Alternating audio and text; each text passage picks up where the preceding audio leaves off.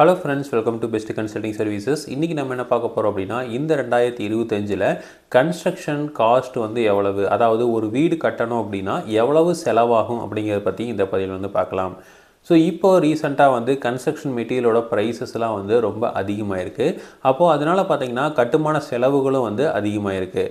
அந்த ஜல்லி, M sand, P sand இந்த மூணும் வந்து ரொம்ப வந்து அதிகமாக இருக்குது. இந்த குவாரி உரிமையாளர்கள்லாம் வந்து இந்த ப்ரைஸை வந்து டக்குன்னு உயர்த்தியிருக்கிறாங்க. அதாவது 4500 விற்றுட்டு இருந்தது எல்லாமே வந்து 6000 ரூபா, கிட்டத்தட்ட 1500 ஒரு யூனிட்டுக்கு வந்து அதிகப்படுத்தியிருக்காங்க.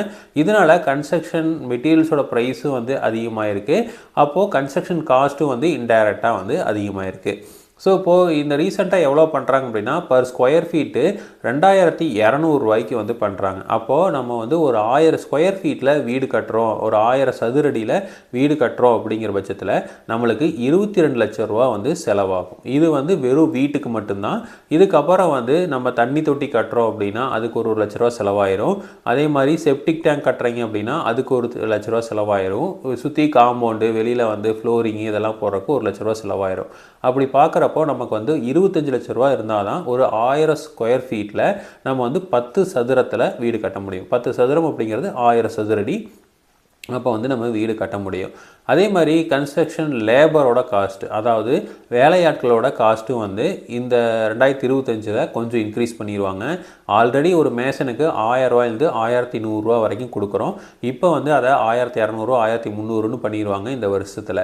ஏன்னா வந்து வருடம் வந்து அவங்களோட வேலையாட்களோட கூலி வந்து அதிகமாகிட்டு தான் போகுது. அப்படி அதிகமாகிட்டு போகிறப்போ இந்த எப்படியும் ஒரு 100 ரூபாயிலிருந்து 200 வந்து இப்போ அதிகப்படுத்துவாங்க. ஸோ இது எல்லாமே வந்து யார்கிட்ட வந்து கடைசியில் நிற்கும் அப்படின்னா, அந்த வீடு கட்டுறவங்கள்ட்ட தான் வந்து நிற்கும். ஏன்னா இதில் நடுவில் இன்ஜினியர் ப்ராஃபிட் இருக்குது. அதுக்கப்புறம் வந்து அந்த அப்ரூவல் வந்து நம்ம வாங்கணும். ஸோ இப்போ நிறையா வந்து அப்ரூவல் பிரச்சனையே நிறையா வந்திருக்கு. ஏன்னா அப்ரூவல் இல்லாத சைட்டுக்கு வந்து வாங்கிட்டீங்க அப்படின்னா அதுக்கு வந்து அப்ரூவல் போகணும். அதுக்கப்புறம் வீடு கட்டுறதுக்கு தனியாக அப்ரூவல் வந்து பண்ணணும். என்ன தான் வந்து செல்ஃப் சர்டிஃபிகேஷனில் வந்து நம்ம அப்ரூவல் வாங்கிக்கலாம் அப்படின்னாலும் அதுக்கு நம்ம செலவு செஞ்சு தான் ஆகணும். நம்ம அதே மாதிரி வேக்கண்ட் லேண்ட் டேக்ஸ் கட்டணும், அந்த கார்பரேஷனுக்கு டேக்ஸ் கட்டணும். இந்த மாதிரி டேக்ஸு, இந்த மாதிரி நிறைய விஷயங்கள் வந்து உள்ளே இன்க்ளூட் ஆகிறதுனால கன்ஸ்ட்ரக்ஷன் காஸ்ட்டு அப்படிங்கிறது ரொம்பவே வந்து அதிகமாக இருக்குது. ஒரு சாமானியர் வீடு கட்டணும் அப்படின்னா ரொம்ப சிரமப்பட்டு தான் வந்து கட்ட வேண்டியதாக இருக்குது. ஸோ இப்போ அதுக்கேற்ற மாதிரி ஒரு மெட்டீரியல்லாம் யூஸ் பண்ணோம் அப்படின்னா நமக்கு கம்மியாகும். ஒரு சாமானியர் வந்து வீடு கட்டுறாங்க அப்படின்னா நம்ம சாலிட் பிளாக் வச்சு கட்டலாம். பிளாஸ்டிங் வந்து நார்மல் பிளாஸ்டிங் பண்ணிவிட்டு டைல்ஸ் எல்லாம் கம்மியான ரேட்டில் எடுத்திங்க அப்படின்னா ஒரு 1850 1950 அந்த ரேஞ்சுக்கு செய்ய முடியும். ஸோ ரொம்ப குறைவான செலவு செய்யக்கூடிய மெட்டீரியல்ஸ் வந்து யூஸ் பண்ணி கட்டினோம் அப்படின்னா இது வந்து கம்மியாகும். செங்கலுமே பார்த்திங்க அப்படின்னா சேம்பர் பிரிக்ஸும் இருக்குது, இதே ஒயர் கட் பிரிக்ஸும் இருக்குது. அப்போது ஒயர் கட் பிரிக்ஸை யூஸ் பண்ணிங்க அப்படின்னா ரேட் வந்து அதிகமாகும். சேம்பர் பிரிக்ஸை யூஸ் பண்ணிங்கன்னா கொஞ்சம் கம்மியாகும். இது ரெண்டுமே இல்லாமல் சாலிட் பிளாக்கை யூஸ் பண்ணுறீங்க அப்படின்னா இன்னமும் ரேட்டு கம்மியாகும். அப்போது நம்ம வந்து எதை வச்சு கட்ட போகிறோம் அப்படிங்கிறத பொறுத்தும் இந்த கன்ஸ்ட்ரக்ஷன் காஸ்ட்டும் இருக்குது.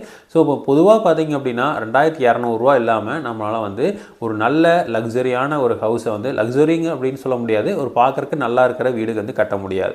ஒரு 1950 கட்டுறோம் அப்படின்னா அந்த அளவுக்கு வந்து பார்க்குறக்கு சூப்பராகலாம் வந்து நம்ம கட்ட முடியாது. நார்மலான ஹவுஸு நம்ம குடியிருக்கணும் அப்படின்னா நம்ம அதை வந்து கட்டிக்கலாம்.